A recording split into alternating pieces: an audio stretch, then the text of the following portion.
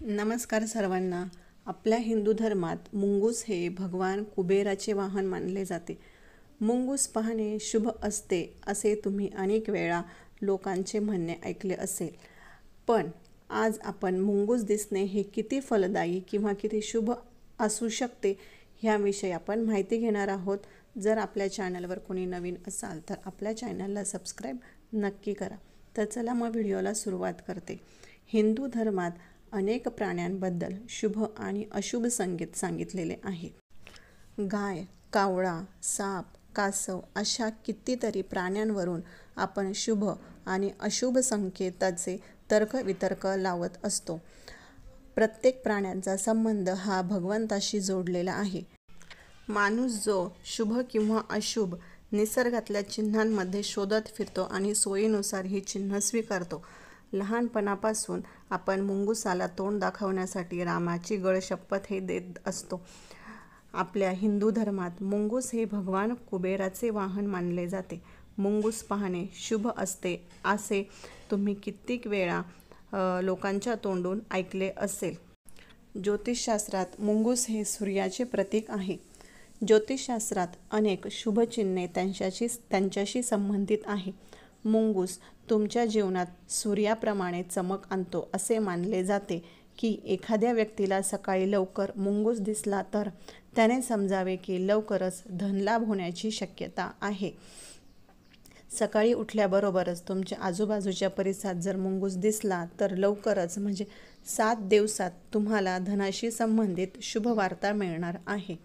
कुठेतरी जाताना एखादा मुंगूस तुमचा रस्ता ओलांडताना दिसला तर समजा तुमची सर्व कामे शुभ होणार आहेत। कोर्टात जाताना जर तुम्हाला मुंगूस दिसला तर तुमची कामे यशस्वी होणार आहे। एखाद्या कामासाठी जात असताना एखादा मुंगूस तुमचा जर रस्ता ओलांडताना दिसला तर तुमच्या कामात यश तुम्हाला मिळणार आहे। धार्मिक शास्त्रानुसार मुंगूस हे धनाची देवता कुबेर यांचे वाहन मानले जाते। मुंगूस हे भगवान कुबेराचे वाहन असतं। कुबेर हे धनरक्षक मानले जातात, म्हणूनच त्यांचं वाहन दिसणं शुभ मानलं जातं।